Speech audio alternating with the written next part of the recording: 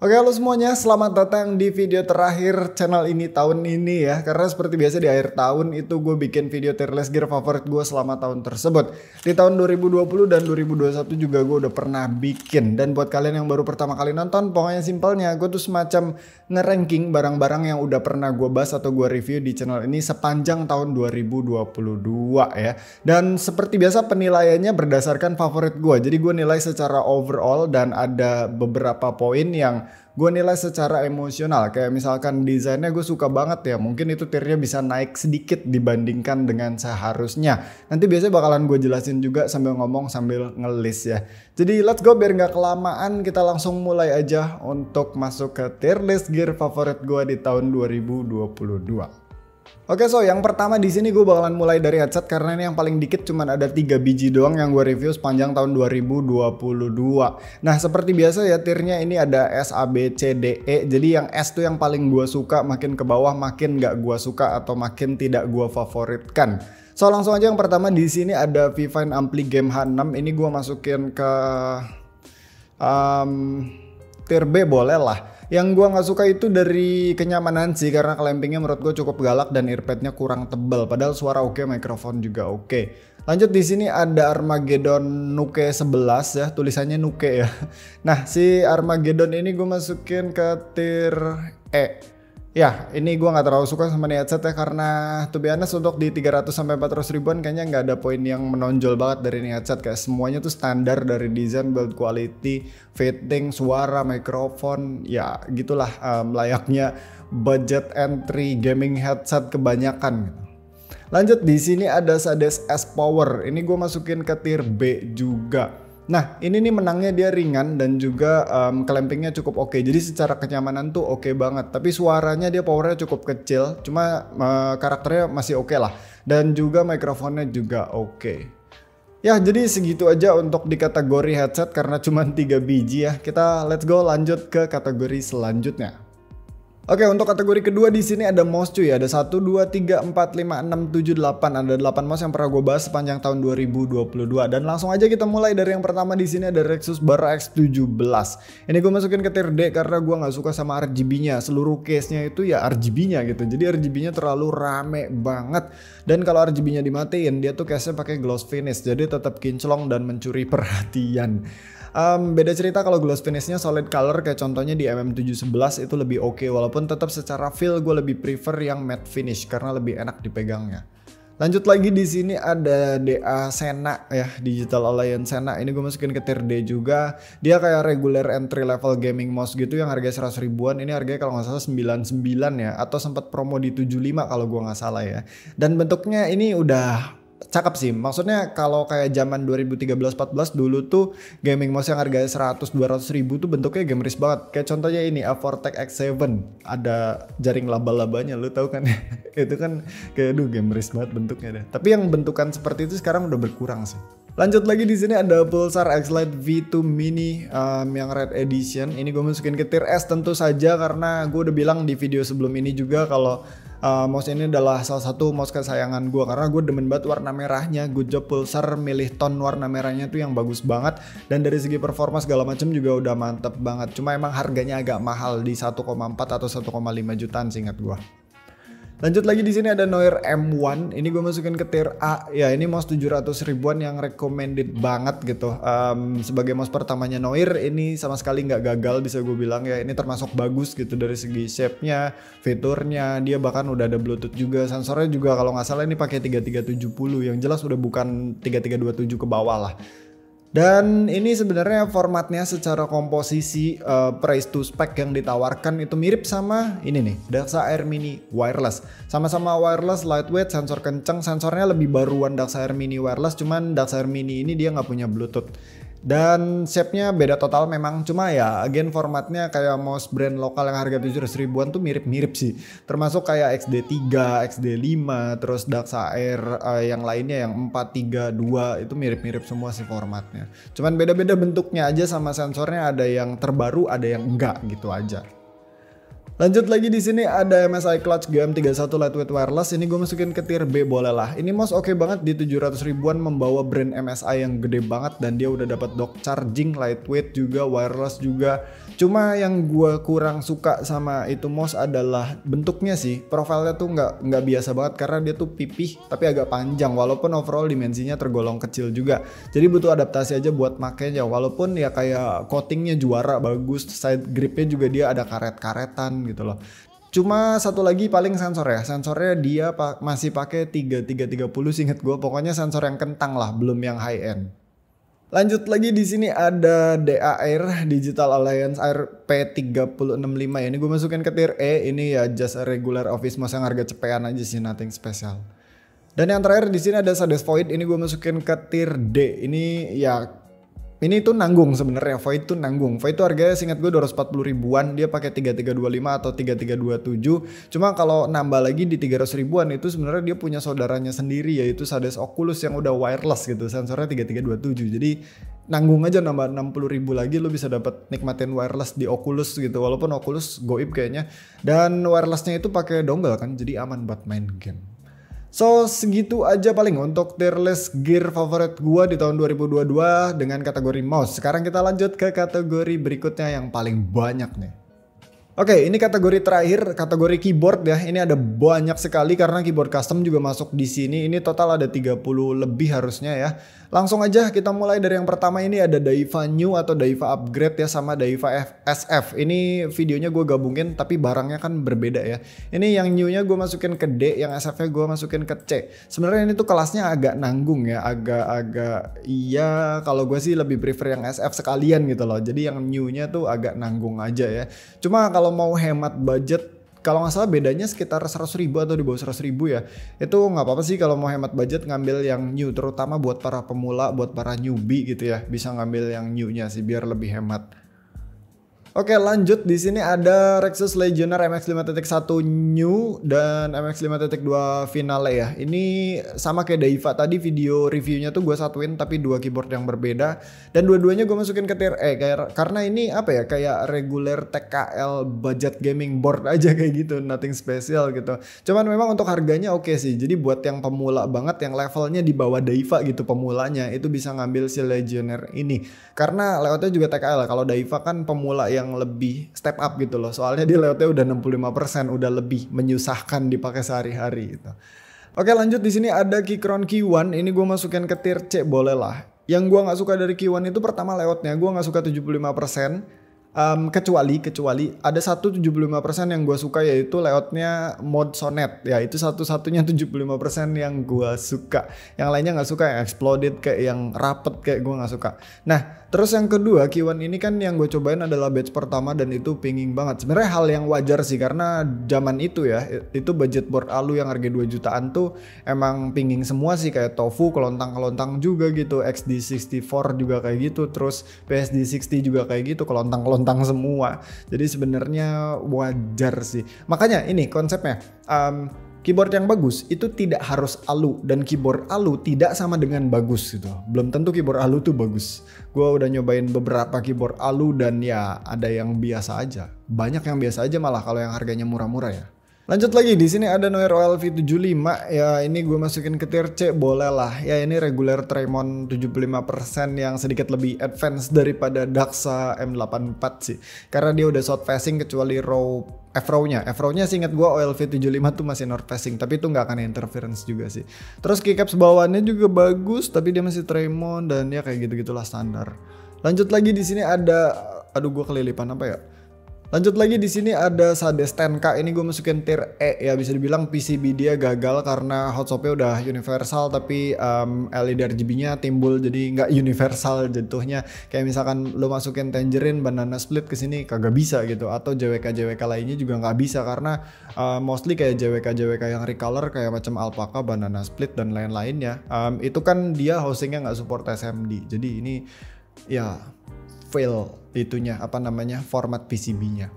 Lanjut lagi di sini ada press play Voyager 68 Lightyear Edition. Ini gue masukin tier C juga. Nah ini another alu board yang budget nih. Harganya cuma 1, berapa ya? 1,6 atau 1,7 kayaknya. Udah dapat full set tapi bukan barebone kit, dan ya Traymon masih ya begitulah, sisanya standar aja sih. Tapi lumayan buat yang pengen coba-coba board alu murah, bisa lirik si Voyager 68 ini. Lanjut lagi di sini ada Rexus Darkside 64 klasik ya. Ini gue masukin ke tier C juga. Gue nggak suka layout 60% 64 key karena bagian kanan bawahnya itu 1U semua ngejejer simetris, dan itu ngelihatnya kayak ortolinear digabungin sama layout normal gitu. Jadi aneh aja ngelihatnya. Tapi secara fitur-fitur segala macam sih oke lah. Bukan fitur, spek kali ya. Karena dia keycapsnya udah PBT dan bla bla bla. Lanjut lagi di sini ada yang ANSI layoutnya nih, M61 barebone, ada 3 akrilik, aluminium dan resin. Ini langsung gue masuk aja ke tiga-tiganya ya. Akriliknya C, resinnya C, aluminiumnya D ya. Kenapa aluminiumnya masuk ke D? Karena ini yang suaranya paling jelek in my opinion. Dan dari segi bentuk juga kurang oke sih. Yang paling oke bentuknya resin ya. Kedua akrilik. Kalau suara gue paling demen yang akrilik sih. Terus keduanya resin, ketiganya aluminium. Lanjut lagi di sini ada Synthesis 60 by DYZ ya. Ini Om Dayat nih yang buat nih Synthesis 60. Gue masukin tier S ya. Karena ya kapan lagi Alice board hot swap harga 1,5 juta barebone kit gitu. I mean Alice board itu pilihannya cukup dikit ya. Lo kalau lihat Alice board di custom keyboard tuh kayak yang alu-aluminium ya, bodinya, case-nya itu mostly mahal-mahal, kayak adanya tuh isinya Dolis, Praxis, Maja, Spring yang kayak gitu-gitu yang harganya lumayan gitu. Sedangkan Sinte ini murah ya, walaupun dia case-nya memang akrilik bukan alu. Terus dia juga mountingnya masih kayak biasa, masih pakai sandwich mount. Tapi tapping feel-nya tuh oke, suara juga oke, nggak perlu foam sama sekali, udah langsung pakai gitu aja. Dan dia hot swap juga cuy. Jadi oke banget buat yang pengen ngerasain Alice board, bisa beli Synthesis 60 ini. Lanjut lagi di sini ada Fantech MaxFit 67. Ini gue masukin tier B boleh lah. Ya dia tapping feel-nya jepit mount, jadi ya biasa aja sih, tapi suaranya cukup oke, dan case-nya ini lebih solid daripada GT65. Terus keycapsnya juga decent, bagus, keycapsnya cherry profile, tebel juga, warnanya juga oke, fiturnya juga lengkap. Lanjut lagi di sini ada Vortex Series GT8 ya. Ini GT8 gue masukin tier D ya. Alasannya layout tadi 75% gue nggak suka, apalagi 75% GT8 tuh kalau boleh ngomong kasar ya banget layoutnya, karena arrow key-nya tuh nempel sama main clusternya, jadi exploded-nya kayak nanggung. Menurut gue lebih cakep kalau mau exploded nanggung tuh kayak mode Sonet atau Tomo, jadi F-row-nya doang tuh yang exploded, tapi untuk arrow key sama si modifier kanannya tuh dirapetin semua sama main cluster. Dan kalian tahu kan ini masalah gasketnya, yang gasket bohongan, gasket bercanda, karena ya dia udah ada pad buat gasket mountnya, tapi masih ada stand off di bagian tengahnya yang bikin plate-nya tuh nabrak sama si stand off itu. Jadi mounting point-nya nggak sepenuhnya ada di si gasketnya. Tapi walaupun begitu ya, karena price to performance-nya bagus, ini keyboard waktu awal-awal rilis diejekin gasket gagal, tapi tetap aja lihat salesnya rame. Karena emang price to value-nya oke, price to performance-nya oke, dengan harga yang terjangkau, fiturnya udah banyak banget termasuknya. Lanjut lagi di sini ada Dairyu Eka 871 GTR Trinity. Ini gue masukin tier E. Ini tuh kayak M71 yang di refresh gitu. Gitu doang. Jadi kayak ketinggalan banget. Dia wireless sih. Layoutnya 71 key sama kayak M71. Dan harganya gue lupa, kayak sekitar 800-900an maybe ya. Dan udah standar Traymon, ABS keycaps kayak gitu-gitu, north facing juga. Standar banget gitu. Lanjut lagi di sini ada Elastic 60 by DYZ Works. Ini bikinan Om Dayat juga sama kayak Synthesis 60. Ini gue masukin ke tier S juga. Ini bisa jadi rekomendasi dari gue kalau kalian pengen nyobain O-ring mount atau Gami O-ring mount ya, yang mirip Bakaneko. Jadi bukan baut yang dipasangin O-ring, bukan. O-ring mount ini si rubber O-ringnya itu gede dan dikelilingin di antara PCB dan plate. Lihat aja video di Elastic 60, gue udah buat videonya kan. Nah O-ring mountnya tuh kayak gitu, mirip sama si Bakaneko, atau keyboard mahalnya tuh setahu gue Unicorn yang pakai kayak gitu ya. Dan typing feel-nya enak, dia geter-geter gitu loh, empuk-empuk geter gimana gitu. Beda sama gasket mount, beda rasa. Dan harganya ini murah, cuma 1,5 jutaan atau 1,6 jutaan gitu barebone kitnya, gue lupa. Ini topnya bisa milih, dia ada WinKey, WinKeyless sama HKB juga. Terus PCB-nya pakai DZ60 yang hot swap. Dia ada underglow juga, terus dia pakai Dr. Board juga karena pakai O-ring. O-ring itu emang harus pakai DB sih, nggak mungkin pakai USB yang nempel di PCB karena nanti si karetnya bakalan nabrak. Dan juga ya pokoknya nggak apa namanya ya, nggak perfect gitu. Kayak gasket mount yang nggak pakai Dr. Board aja kurang lebih kayak gitu. Walaupun bisa diakalin ya, kalau kayak gasket mount bisa bikin katot USB yang agak gede tuh kayak D60 Lite kan bisa-bisa aja sebenarnya. Lanjut lagi di sini ada Vortex Series GT6. Ini gue masukin ke tier C. Ya ini better dari GT8 karena layout sih itu aja, yang lainnya sama persis. Lanjut lagi di sini ada Dario EK861 GTR Trinity. Ini sama masuk ke tier E karena ini beda layout aja sama si EK871-nya, tapi sisanya sama. Terus di sini ada Cherry G80 TKL NBL. Ini gue masukin ke tier B. Ini typing feel lebih enak daripada MaxFit 67. Suaranya juga lebih bagus daripada MaxFit 67 padahal dia nggak ada foam-foaman. Dan dia tuh mountingnya unik karena sandwich mount, tapi di bagian tengahnya dikasih stand off yang nggak panjang-panjang banget. Terus di stand offnya tuh dikasih rubber o-ring, tapi o-ringnya tuh tebel banget. Jadi typing feelnya tuh enak, empuk gitu loh. Nggak stiff kayak Tremont, dan suaranya juga bagus. Kebetulan yang gue cobain ini pakai MX Black. MX Black itu suaranya emang mantep banget. Lanjut lagi di sini ada Bebox 60 by Burgerwork. Ini gue masukin ke tier C. Ini keyboard to be honest secara typing feel nggak enak karena Tremont biasa, terus suara juga nggak enak.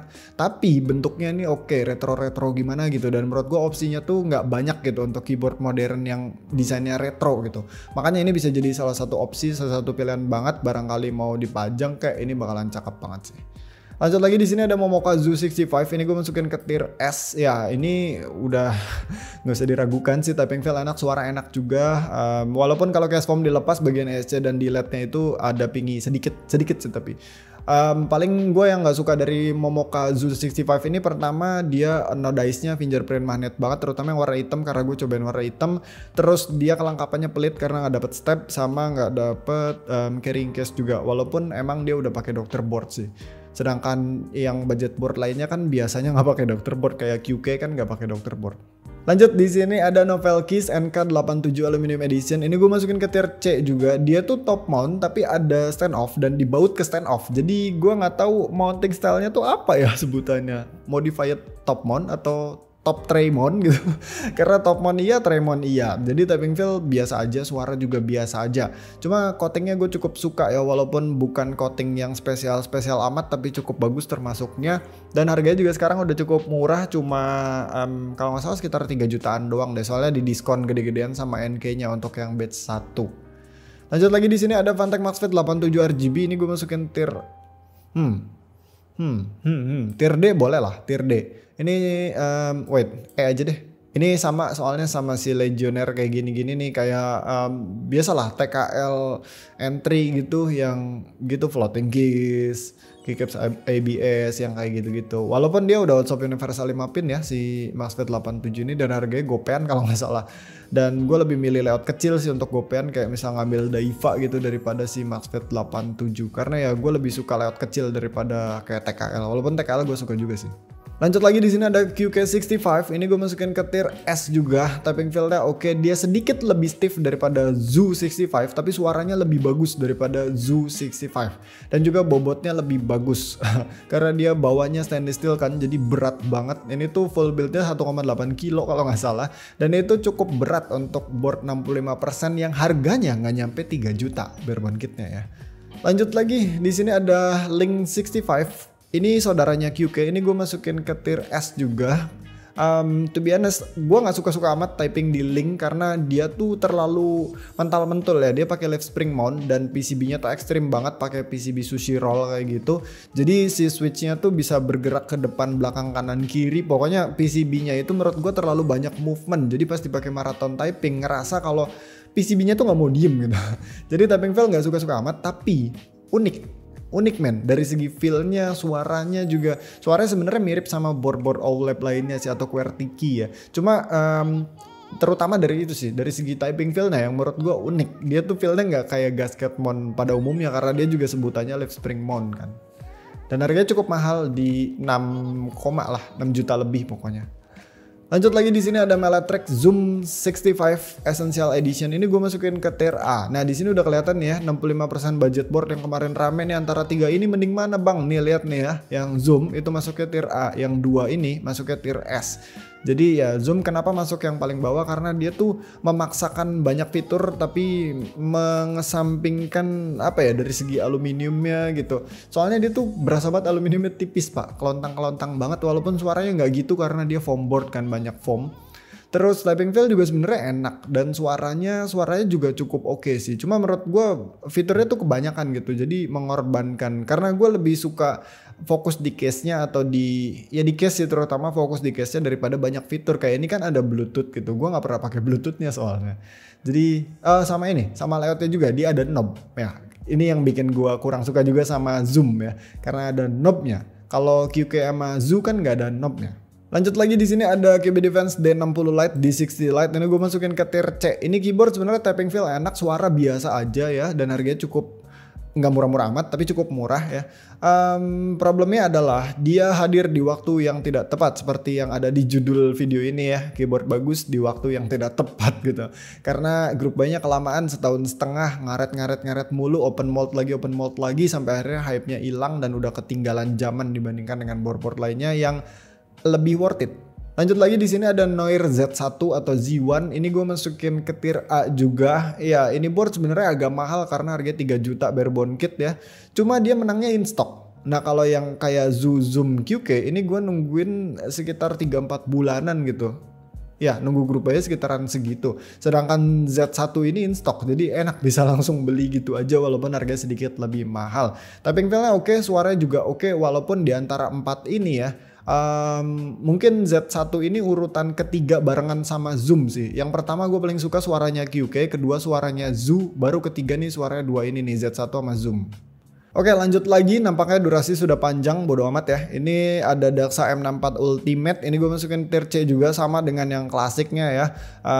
Ya dia standar Tremon kayak gitu-gitu, cuma dia fiturnya lengkap karena udah ada wireless sekarang.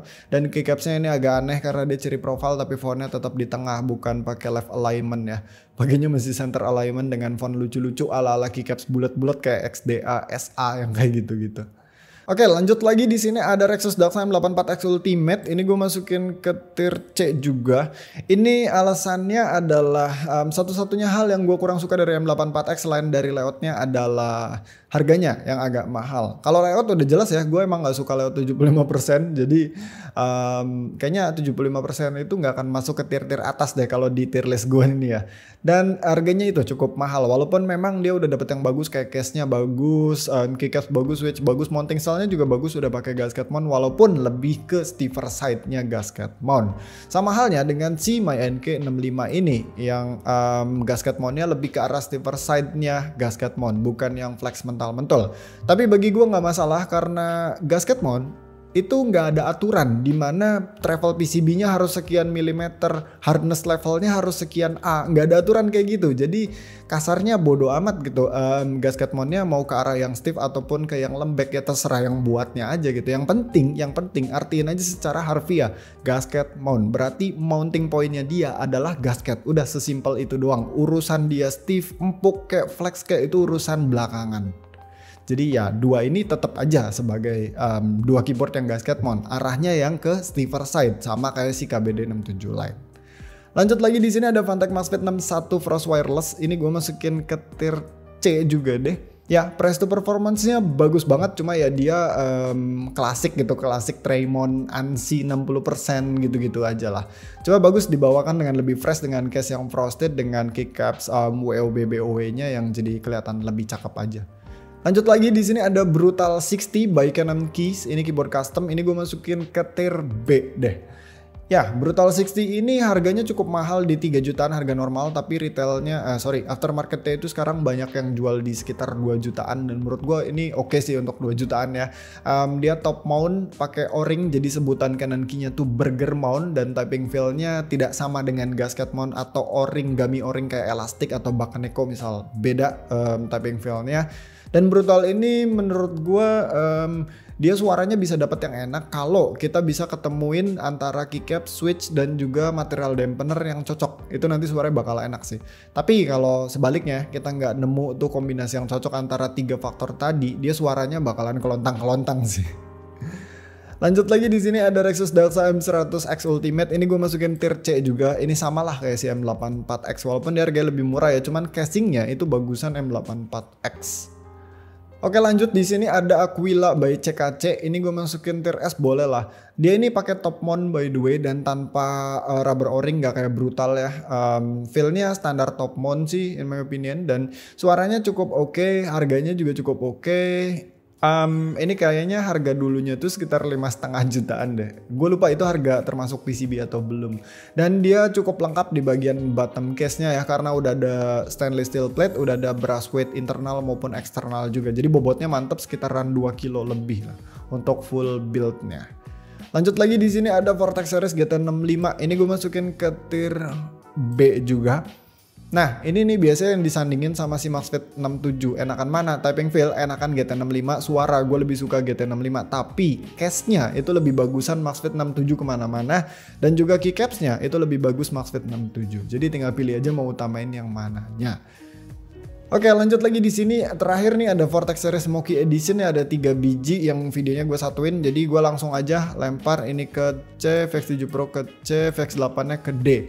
VX8 kenapa ke D? Karena dia harganya paling mahal dan layoutnya 75% rapet kayak si OLV75 dan gue nggak suka layout tersebut. Terus nothing special juga dari keyboardnya. Nah kalau VX5 Pro ini sama halnya kayak MaxFit 61 ya, dia jadi budget 60% yang proper gitu buat para pemula, oke banget. Dan untuk VX7 Pro nya kayaknya dia nggak ada lawan ya untuk di harga segini dengan Holshop universal 5-pin south facing-nya dan bla bla bla, walaupun dia masih wired only. Tapi nggak masalah juga sih menurut gua. Case-nya juga cakep by the way. Oke, jadi paling segitu aja untuk tier list gear favorit gue dari kategori keyboard ya, yang paling makan banyak waktu karena emang barangnya banyak dan gue cukup banyak bacot juga soal keyboard. Sekali lagi gue ingetin bahwa tier list gear favorit gue ini penilaiannya berdasarkan favorit gue. Jadi bukan penilaian saintifik berdasarkan mana yang price to performance-nya paling bagus atau mana yang paling stiff, mana yang paling empuk. Tidak seperti itu. Pokoknya berdasarkan favorit gue. Maksudnya kalau emang beda pendapat dengan kalian itu sangat wajar sekali. Jadi ya paling segitu aja videonya. Thank you banget yang udah nonton sampai habis. Selamat tahun baru 2023. Sampai ketemu lagi nanti di 2023 ya. Bye.